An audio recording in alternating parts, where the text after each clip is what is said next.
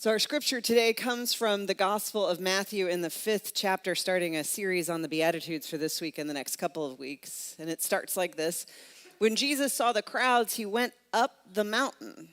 And after he sat down, his disciples came to him, and he began to speak and taught them, saying, "Blessed are the poor in spirit, for theirs is the kingdom of heaven. Blessed are those who mourn, for they will be comforted. Blessed are the meek, for they will inherit the earth. Blessed are those who hunger and thirst for righteousness, for they will be filled. Blessed are the merciful, for they will receive mercy. Blessed are the pure in heart, for they will see God. Blessed are the peacemakers, for they will be called children of God. Blessed are those who are persecuted for the sake of righteousness, for theirs is the kingdom of heaven. Blessed are you when people revile you and persecute you and utter all kinds of evil against you falsely on my account. Rejoice and be glad, for your reward is great in heaven. For in the same way they persecuted the prophets who were before you." So thinking of that song as a gift, I've been thinking about gifts this week and what are your favorite gifts? And it was such a big deal when we gave Brooke a bike for Christmas a couple years ago and Mark rode it through the house. But it made me think about some of my favorite gifts and why they were my favorites. And the one that came to me recently, and I've made sure I warned my mom whenever I'm going to mention her in a sermon, I give her a heads up. It's a gift she gave me at the one baby shower I was able to attend. She gave me a quilt. And the big deal is that it's a baby quilt that she had found in the closet at my Nana's house. And the reason this was meaningful was because my Nana passed away before I ever met Mark. Before we were together, before Brooke was even a possibility. And it represented this hope that she had for me from this person who loved me very much and believed that that would happen. Yeah, I got all choked up when it happened then too, so. And it was a reminder that gifts can sometimes be big, like the bike you won, or they can be small, but most often they're meaningful because they're either unexpected or there's something we didn't even know we needed or wanted. And God gives gifts throughout Scripture. They're usually pretty big, things like creation, life, a promised land, freedom from slavery. But I also thought about how the Scriptures themselves are a gift that have been given to us. One of the greatest gifts the Israelites and the first Christians gave us were these words. Because even people who aren't our faith tradition or believe what we believe, they can't deny the beauty of them. They can't deny that there is truth in the midst of them, that they are beautiful and that they are powerful. Just like today's passage. Though it's described as a sermon on the mount, and I have rarely been told that a sermon was the best gift anybody ever got. I don't know why. But we know that teachings and we know lessons can be gifts. But it sounds like, if we're reading it closely, it sounds like he's about to lay down some laws on us. They lay some background information or some clues in there. Like the first thing is when he sees the crowds, he goes up to the mountain. Now, it's not actually Mount Sinai, but it's a tip-off that this is like when Moses went up the mountain to get the 10 Commandments. So they're supposed to be thinking, or they're like, ooh, this sounds like a Moses kind of thing that's about to happen. So it sets us up to kind of receive a set of instructions, right, of things to do. Even the structure of the Beatitudes remind me of the 10 Commandments. There are 10 of those. There's 9 of these. You know, when Moses came down from the mountain, there was a crowd of people then, people who had been rescued from the Egyptians by God, and now God was going to give them this new way to live, 4 laws to learn how to relate to God, 6 laws how to relate to people. So Matthew is setting us up for some teachings, and we've got more scriptures coming in the next couple weeks that are a bit more explicit like that. But Jesus doesn't do that yet, right? He doesn't give us a list of thou shalt and thou shalt nots. Which I did think, they've got all of the book of Numbers and Leviticus. There's a whole lot in there that they could look at. Instead, he keeps using this word again and again. He keeps saying blessed. And every time I read it, I don't know when I made this connection, but I made a connection. It always makes me think of The Princess Bride with Inigo Montoya. You keep using this word. I do not think this word means what you think it means, because they don't match up. What he's telling us is, blessed are you. It doesn't seem to match up with kind of the way we often use the word blessed. It certainly doesn't, he's not describing anybody being happy. He's not necessarily describing anyone experiencing any luck or goodness and contentment. I think most often when I see people use that word, or even like hashtag blessed, it's after the vacation they went on. It's after my lavish wedding. I got the last parking spot on Black Friday. Blessed. So I think, I think that's the way I hear and see most often people use it. And I'm not saying social media should be helping us make definitions of our words.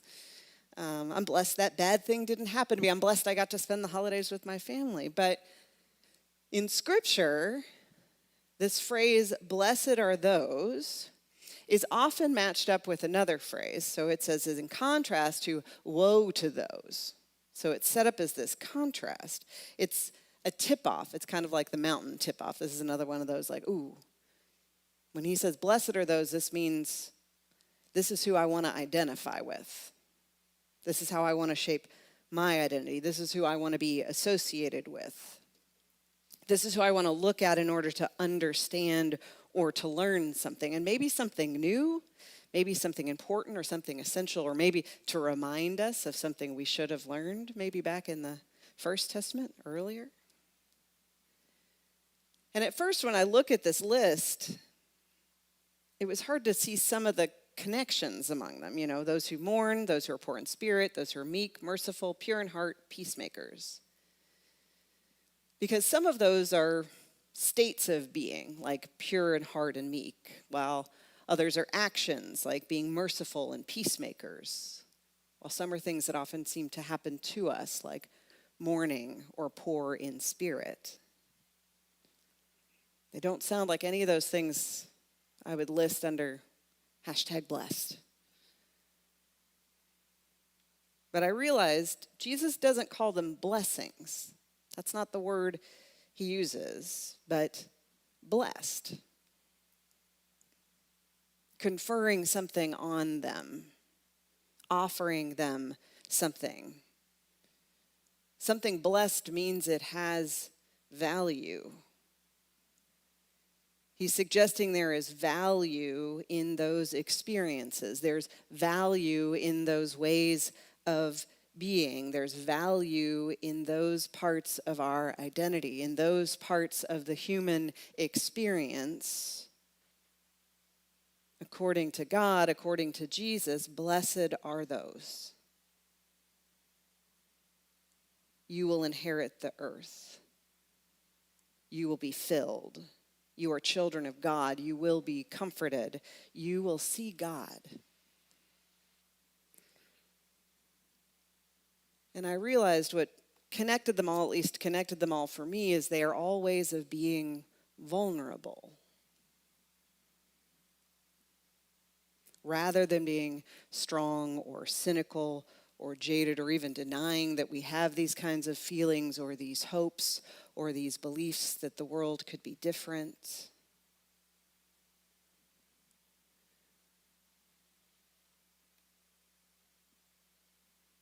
That they don't separate us from God's blessing, even if it feels that way. They, in fact, connect us to God's blessing. Our identity can be shaped by God's blessing of these experiences. It's almost like Jesus is trying to help us understand the value of our vulnerability in a world that tells us that can only find value in strength. Now, I want to be clear about what kind of understanding of vulnerability this is. It is not the same as suffering. I have to counteract hundreds of years of bad theology. God doesn't want us to suffer. God doesn't need or bless the suffering. You have to undo theology that told people to stay in dangerous relationships and situations and toxic. It's not that. That's not what he's saying. I don't need your suffering. No, this is about understanding our identity differently because of our relationship with God and with Jesus. But also trusting God and Jesus and believing that real vulnerability, not forced, not required, not systematic, but chosen vulnerability takes a great deal of faith. And it takes a great deal of strength to be vulnerable. And there's this wonderful passage in a book of essays called The Anthropocene Reviewed by John Green, who is also a Christian. And he has a chapter on beauty. I think it's beauty. No, it's on sunsets. But he talks about beauty and vulnerability. And he uses this example of his dog that I really liked, that I heard this week. And I wanted to share with you. He says, my dog died last year. But one of my great memories of him was when he was a puppy playing in the front yard of our house at dusk. And in the early evenings, he would always come down with a case of the Zoomies. And he'd run in delighted circles around us, yipping and jumping at nothing in particular. And then after a while, he'd get tired. And he'd run over to me and he'd lie down. And then he'd do something absolutely extraordinary. He would roll over onto his back and present me his soft belly. I always marveled at the courage of that, his ability to be so absolutely vulnerable to us, to offer us the places that ribs don't protect and trust that we weren't going to bite or hurt him. It's hard to trust the world like that, to show it your belly. He says, I don't know exactly how to describe this, but there's something deep within me, something intensely fragile that is terrified of turning itself to the world. Maybe it feels like loving the beauty that surrounds us somehow disrespects the many horrors that also surround us. Or maybe I'm just scared that if I show the world my belly, it will devour me. And so I wear the armor of cynicism and hide behind the great walls of irony and only glimpse beauty with my back turned to it through the clawed glass. He says, but I want to be earnest, even if it's embarrassing. The photographer Alex Sothis said to me, the most beautiful thing is vulnerability. And I would go a step further and argue that you cannot see the beauty, which is enough, unless you make yourself vulnerable to it.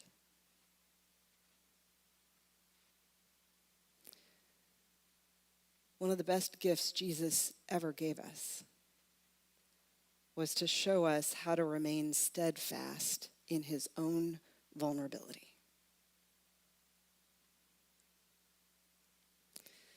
The one who had all the powers of the universe didn't use them to exploit his equality with God, but came into the world exactly the same way the rest of us did, as a small, vulnerable baby.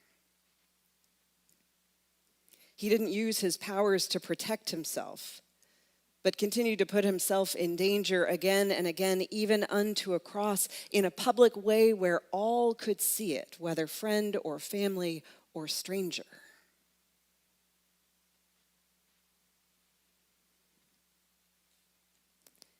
He didn't come to bless us in our strength, but to offer us a blessing on our vulnerabilities, over our weaknesses. Saying when we show our soft belly to the world, when we openly and honestly grieve those whom we have loved and lost, we will be comforted. When we refuse to succumb to cynicism or the roughness of this world, we will know God's blessedness. When we reject the violence and the fact that violence and war are ever going to lead to lasting and true peace, blessed are those. When we continue to believe that the world can in fact be a merciful place and not empty of righteousness but full of it, that our hunger and thirst for that could be quenched and filled, despite the fact that so much of the world says different. He offers blessings on the things we think we need to hide or protect about ourselves. That of which we are ashamed or the world has made us ashamed of, Jesus says those receive God's blessing. Instead of taking honor, he offers honor to our ability to be vulnerable, to be merciful, to be hopeful. That blessing is a gift from God. Now, it's also something else. It might lead to difficulties. He doesn't leave that section off. He doesn't just cut at the bottom. He says, no, you might receive persecution for this. It might be very difficult. People might make fun of you for this, or even hit you where it hurts. They may call you a fool and call all of us foolish for believing these things. They may exclude us or stop inviting us for dinner or block us on Facebook. People have lost jobs and friends and faith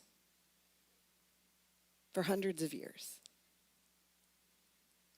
by valuing their own vulnerability, like Jesus. But what you will never lose is God's blessing. You cannot escape it. You will be comforted. He says you will see God. He says you will know the kingdom and inherit the earth. And in these scriptures, these beautiful scriptures, we can know this every time we look at the person of Jesus. As Nadia Bolz-Weber says, you may admire strength and might, but I am blessing all of human weakness. You may seek power, but I'm blessing all of human vulnerability. This Jesus we follow cried at the tomb of his friend, turned the other cheek, and forgave those who hung him on a cross.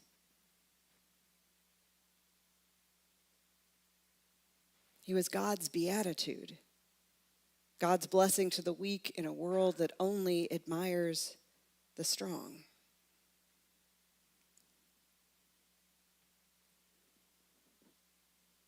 Here in this place, in this community, we are seeking a safe place to show our soft belly, to show the places we don't have it all together, the weeks that are hard and challenging and overwhelming, and being with other people who have said, blessed are you. Come be with us. I see elders sit by people in these moments. I see the women's group sharing these vulnerabilities. I see it at Wednesday night book club. I see it when we just sit on the bench eating food from the food truck. We don't come here to be perfect. We come to be present and fully who we are, which includes our vulnerable parts.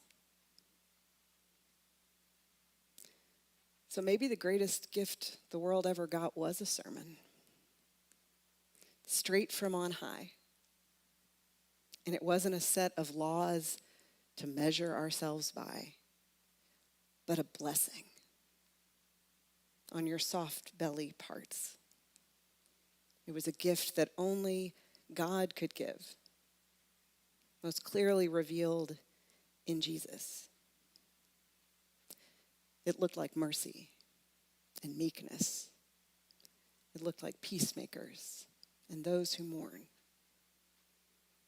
Maybe it felt like a quilt someone tucked away years ago from someone who loves you so much and continues to have hopes for you and the world, that you will discover it and be blessed by it. And maybe it will cover you when you need it the most.